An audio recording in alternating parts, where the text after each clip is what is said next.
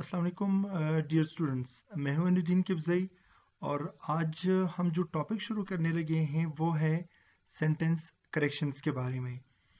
ये क्वेश्चन आपके सामने कभी सेंटेंस करेक्शंस के नाम से आता है, कभी आइडेंटिफाइंग एरर्स के नाम से आता है, कभी स्पॉटिंग एरर्स के नाम से आता है और इसमें आपकी ग्रामर चेक की जाती है, आपकी वोकेबलरी चेक की जाती है। और अब ज़रा डिस्कस करते हैं कि ये किन किन एग्ज़ाम्स में आपको इस क्वेश्चन की ज़रूरत पड़ सकती है। CSS इंग्लिश कंपोजिशन के पेपर में आपका सेंटेंस करेक्शन वाला क्वेश्चन होगा, आपके PMS एग्ज़ाम में, आपके PCS एग्ज़ाम में, आपके MD कैट में मेडिकल का जो आपका एंट्री टेस्ट होगा, आपके कैट में जो इंजीनियरिंग का एंट्री टेस्ट है।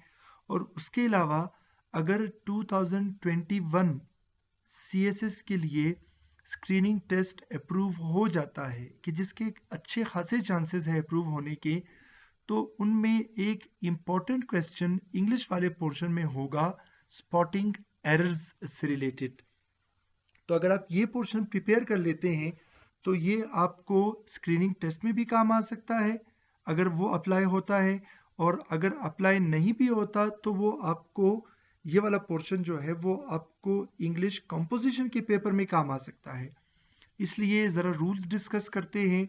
देर आर सम 170 to 180 रूल्स, और ऑब्वियस सी बात है कि सारे रूल्स एक ही लेक्चर में कवर नहीं हो सकते, क्योंकि हमने रूल्स देखने हैं, उनको डिस्कस करना है, रीजंस डिस्कस करने हैं, और पास्ट पेपर्स में से ये रूल्स उठाए गए हैं। तो इसलिए ये सब कुछ जो है ये एक ही पेपर में, बल्कि एक ही लेक्चर में ये पॉसिबल नहीं होगा। तो इसलिए हम कोशिश करेंगे कि इसकी एक सीरीज ऑफ लेक्चर लेके चलें, और उस सिलसिले में ये हमारा पहला लेक्चर होगा। अब ज़रा इसे डिस्कस करते हैं। जब हम बात करते हैं सेंटेंस करेक्शन के बारे में, तो ये है आइडेंटिफाइंग एरर्स से रिलेटेड, यानी आपने मिस्टेक्स ढूंढनी है। मिस्टेक्स ग्रामर से भी रिलेटेड हो सकती है, मिस्टेक्स स्पेलिंग से भी रिलेटेड हो सकती है। जब हम बात करते हैं ग्रामेटिकल मिस्टेक्स की, ग्रामेटिकल रूल्स की, इसमें एक्चुअली हम बात करते हैं सेंटेंस स्ट्रक्चर के बारे में। और सेंटेंस स्ट्रक्चर मीन्स कि किसी सेंटेंस में जो डिफरेंट कंपोनेंट्स हैं वो किस सीक्वेंस में यूज होंगे, ठीक है। और इसे हम लिंग्विस्टिक्स वाली लैंग्वेज में सिंटेक्स के नाम से भी जानते हैं। तो एक तो पोर्शन हो गया हमारा सिंटेक्स से रिलेटेड। उसके अलावा हमारा जो दूसरा पोर्शन होता है वो होता है स्पेलिंग मिस्टेक से रिलेटेड, यानी वो आपको कोई ऐसा वर्ड दे देंगे, कोई ऐसा सेंटेंस आपको दे देंगे कि जिसमें सेंटेंस ग्रामेटिकली तो ठीक होगा मगर स्पेलिंग मिस्टेक्स की वजह से उसमें वो एरर आएगा। और स्पेलिंग वाले पोर्शन को हम लिंग्विस्टिक्स वाली लैंग्वेज में कहते हैं सिमेंटिक्स। तो यहाँ पर एक बात क्लियर हो गई कि आपके सेंटेंस एरर्स या तो सिंटेक्स से रिलेटेड हो सकते हैं या फिर सिमेंटिक्स से रिलेटेड, यानी ग्रामर से रिलेटेड, या फिर उसके स्पेलिंग मिस्टेक्स हो सकती हैं। अब ज़रा इसको टेक्निकली लेके चलते हैं। जब हम बात करते हैं एरर्स को डिटेक्ट करने के बारे में, आइडेंटिफाई करने के बारे में, उनको स्पॉट करने के बारे में, फिर उसके बाद उनकी करेक्शन जब हम करेंगे, तो दो चीज़ें आपको बड़ी हेल्प आउट करेंगी। एक होगी आपकी आईज और एक होगी आपके ईयर्स, और इन दोनों को हम कहते हैं डिटेक्टर्स। अब डिटेक्टर्स कैसे? आपने देखा होगा कि बड़े बड़े शॉपिंग मॉल्स वगैरह में या कोई फंक्शन अगर कहीं पर होता है तो वॉक थ्रू गेट्स लगे होते हैं, और जब आप उन वॉक थ्रू गेट से गुजरने लगते हैं तो अगर आपके पास कोई मेटल वगैरह होगा, कोई वेपन होगा, तो वहां पर एकदम से वो एक अलार्म बजेगा। तो वो असल में डिटेक्टर्स होते हैं। Same is the case with you, कि आपकी बॉडी में दो डिटेक्टर्स होते हैं, your eyes and your ears. ये दो डिटेक्टर्स होते हैं। अच्छा, अब आईज और ईयर्स कैसे, इनको जरा देखते हैं। आईज, जब आप कोई चीज पढ़ते हैं, जब आप उसकी रीडिंग करते हैं, इट मीन्स आप वो चीज देख रहे हैं। तो बहुत सारी मिस्टेक्स ऐसी होती हैं कि जिनको जब आप देख रहे होते हैं, फॉर एग्जाम्पल आपकी आइज जो हैं उन्होंने रीडिंग करते हुए ये चीज देखी है कि एक्सेप्ट जो है यानी कबूल करना, उसके स्पेलिंग्स है ACCEPT। अब जब आप ये सेंटेंस पढ़ते हैं और सेंटेंस होगा कि आई एक्सेप्ट माई मिस्टेक, अब सुनने में ये सेंटेंस बिल्कुल ठीक है, मगर जब आप इसे देखते हैं एक्सेप्ट, तो फिर आपकी आईज आपको बताते हैं कि यार ये वो वाला एक्सेप्ट नहीं है कि जो होना चाहिए, बल्कि जो एक्सेप्ट होना चाहिए दैट इज ACCEPT। यानी आपकी आईज जो है उन्होंने आपको हेल्प आउट किया एरर को आइडेंटिफाई करने में। और ये डिपेंड किस चीज पे करेगा, आपकी ये आईज वाले डिटेक्टर्स अच्छी क्वालिटी के तब हो सकते हैं जब आप करेक्ट इंग्लिश पढ़ने की आदत बना लेंगे। तो आप जब भी करेक्ट इंग्लिश पढ़ेंगे, उनसे हटकर अगर कोई सेंटेंस आपके आंखों के सामने आता है तो एकदम से आपको आइडिया हो जाएगा कि नहीं यार, ये सेंटेंस इस तरह देखने का मैं आदी नहीं हूं, तो इसलिए this is a mistake here. अच्छा, उसके बाद एक और डिटेक्टर जो हमारी बॉडी में होते हैं वो ईयर्स। और वो किस तरह, अब फॉर एग्जाम्पल कोई सेंटेंस लिखा नहीं है मगर आप उसे सुन रहे हैं, तो जब हम सुनने की बात करते हैं तो उसमें एक सेंटेंस हम उसको एग्जाम्पल के तौर पे दे लेते हैं कि I is not working hard. अब जब आप सुनते हैं, आपके कान आपको एकदम से एक अलार्म दे देते हैं और वो ये कहते हैं कि यार मैं आई के साथ इज सुनने का आदी नहीं हूं, सो इट मीन्स यहां पर कोई मिस्टेक है। तो फिर आप रियलाइज करते हैं कि यार आई इज नहीं बल्कि I am not working hard. It means के आपके ईयर्स जो हैं वो भी आपको हेल्प आउट करते हैं एरर्स को आइडेंटिफाई करने में, उन्हें डिटेक्ट करने में। अब आपने करना क्या है, आपकी अप्रोच कैसे होगी।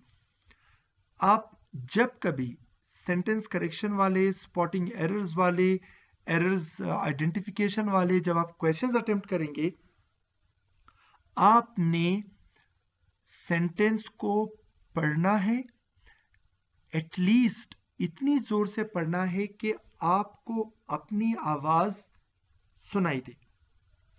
अच्छा, इससे फायदा क्या होगा, जब आप सेंटेंस पढ़ रहे होते हैं तो ऑब्वियसली आप उसे देख रहे हैं, इट मींस आपकी आईज वाले डिटेक्टर्स जो हैं वो फंक्शनल हो गए। और जब आप उसे पढ़ते हैं और आपको अपनी आवाज सुनाई देती है, तो इसका मतलब ये हुआ कि आपकी ईयर्स वाले डिटेक्टर्स भी फंक्शनल हो गए हैं।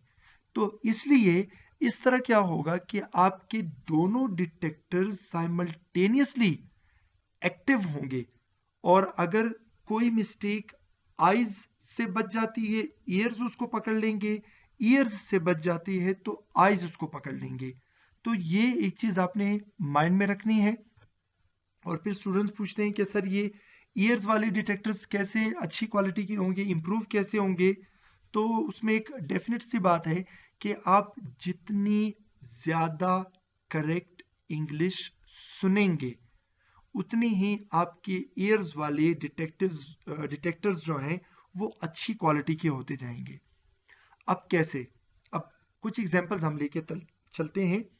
जब हम बात करते हैं होमोफोन्स के बारे में, होमोफोन्स आपको सेंटेंस करेक्शन में मिलेंगे जो कंफ्यूजन क्रिएट करते हैं।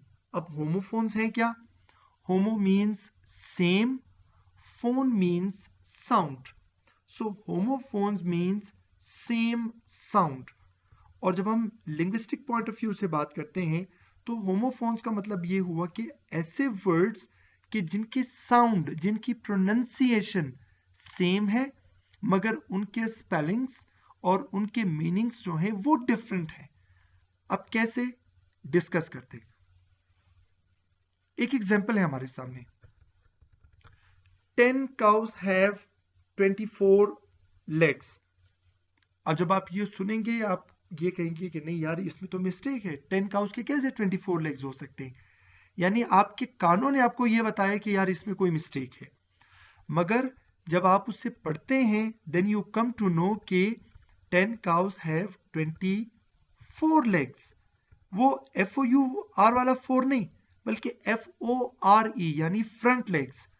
एंड देन जब आप कैलकुलेशन करते हैं तो एक काउ के फ्रंट 2 लेग्स तो 10 के ऑब्वियसली 20 फ्रंट लेग्स आ जाएंगे।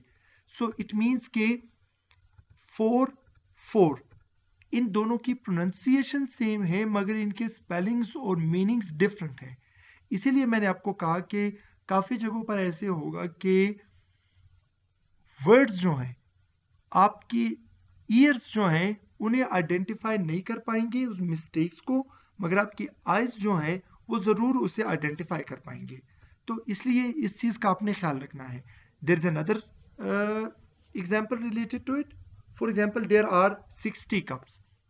अब जब आप सुनेंगे आपको क्लियर नहीं होगा कि यार अच्छा ये 60 कप्स के बारे में बात हो रही है या फिर 6 टी कप्स के बारे में बात हो रही है। तो आपके ईयर्स जो है वो उसको जज नहीं कर सकेंगे, मगर डेफिनेटली जब वो आपके सामने रिटन फॉर्म में आएगा तो आपके आइज जो हैं वो आपको गाइड करेंगे कि यार यहाँ पर इसका मतलब 6 टी कप्स हैं या फिर 60 कप्स हैं। अब कुछ रूल्स हैं लाइक आई टोल्ड यू कि 170 टू 180 रूल्स जो past papers PMS, PCS, CSS, MD-CAT इन सब से सॉर्ट आउट किए हुए हैं। इन रूल्स को हम देखेंगे, डिस्कस करेंगे वन बाय वन और इनके पीछे लॉजिक देखेंगे। अब for example rule number 1, a white and red cow is grazing आएगा या आर ग्रेजिंग आएगा? इसको जरा देख के चलते हैं। A means singular, white and red cow, इसका मतलब ये हुआ कि काउ एक ही है, वाइट और रेड उस काउ के दो कलर्स हैं। तो इसलिए अब एक ही काउ है तो इसलिए आपने यूज करना है कि a white and red cow is grazing. अच्छा, अब इससे मिलती जुलती एक और एग्जांपल देखते जाएं।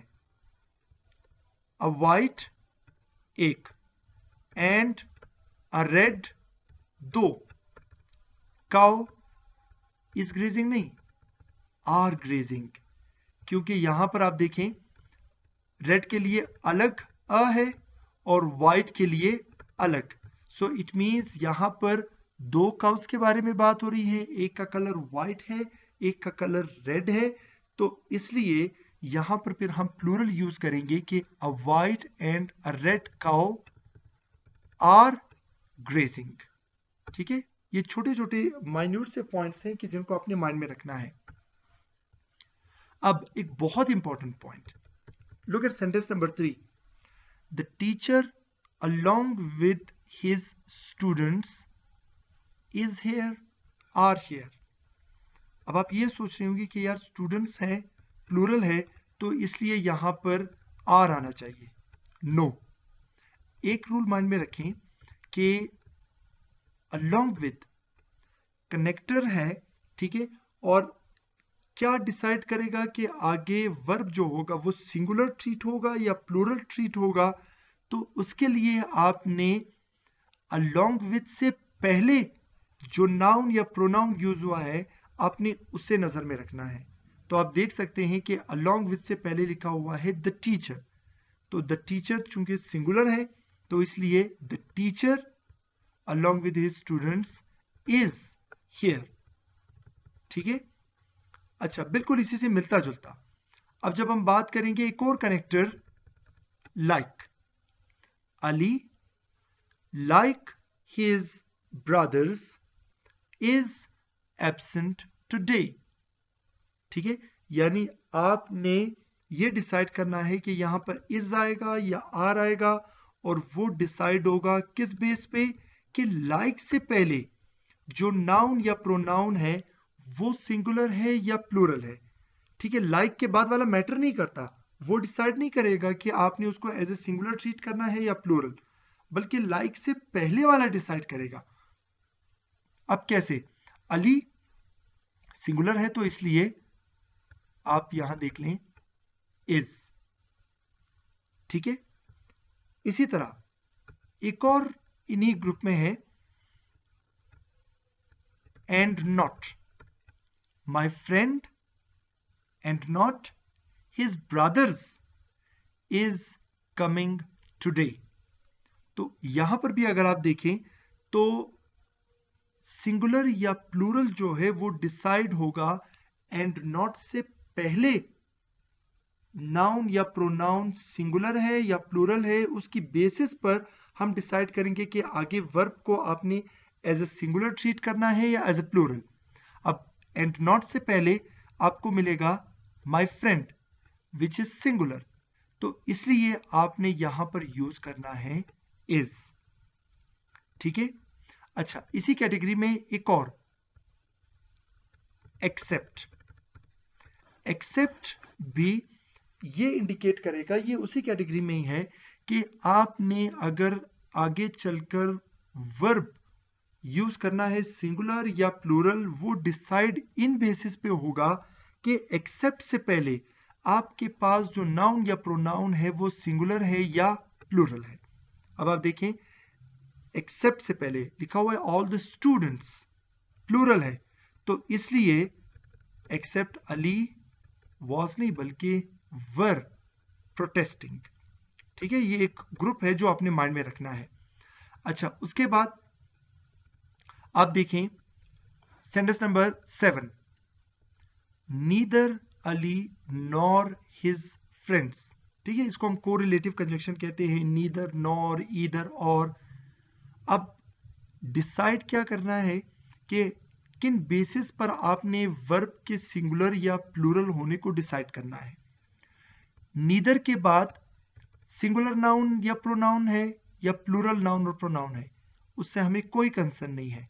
हमने ये देखना है कि नॉर के बाद नाउन या प्रोनाउन सिंगुलर है या प्लूरल है। तो जब आप देखेंगे हिज फ्रेंड्स प्लूरल है, इन बेसिस पर आपने यूज करना है are.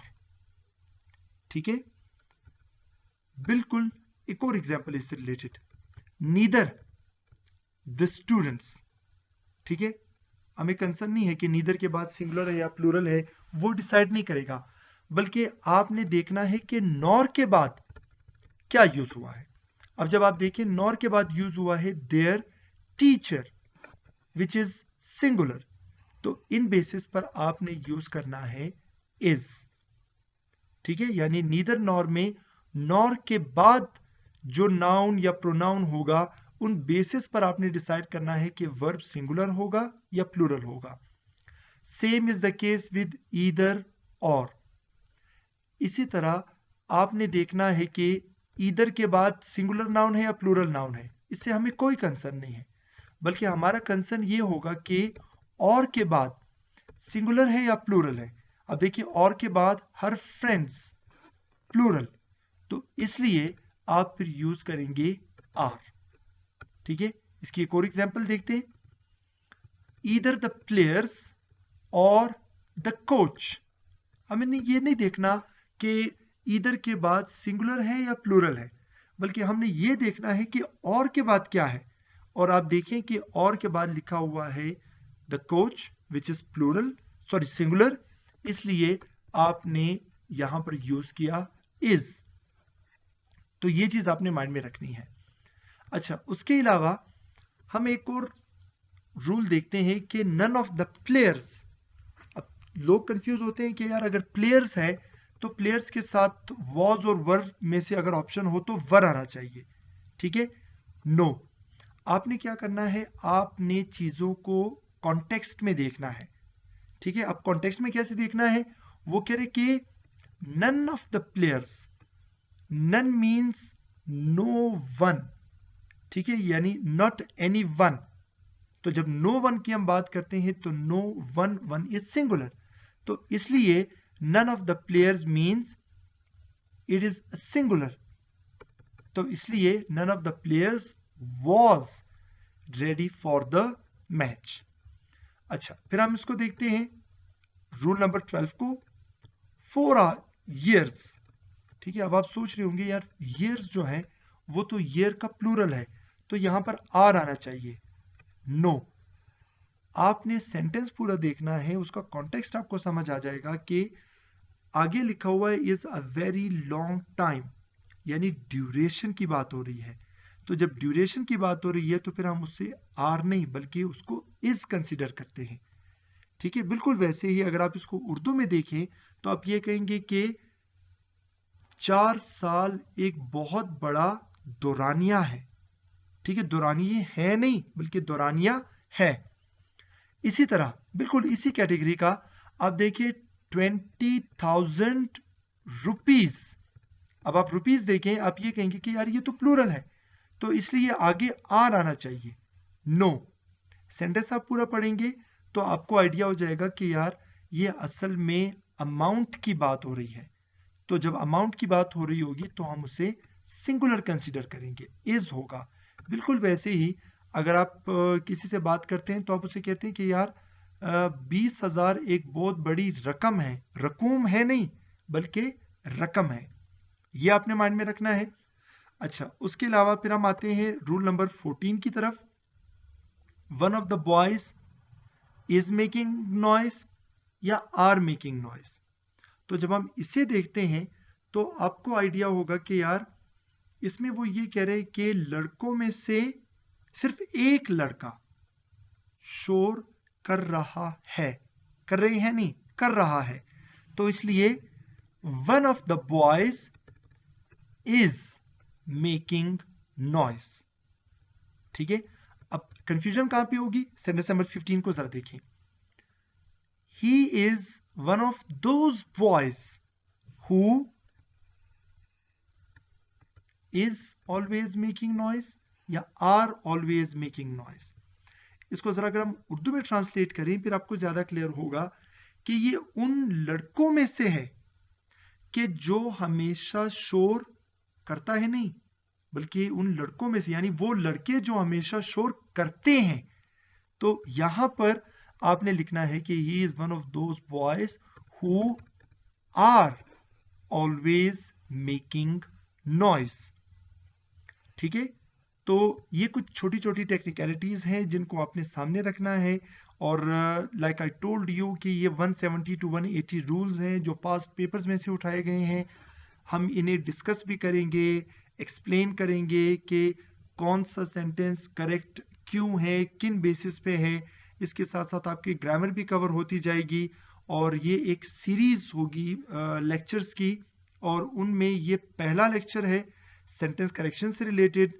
And like I told you ये आपको CSS में, PMS में, PCS में, ECAT में, MD-CAT में, इवन अगर स्क्रीनिंग टेस्ट अप्रूव हो जाता है वहां पर भी आपको ये चीज काफी काम आएगी। अगर आप चाहते हैं कि आप बाकी लेक्चर्स भी सुन सकें, पूरी सीरीज ऑफ लेक्चर्स सुन सकें, तो चैनल को सब्सक्राइब करें।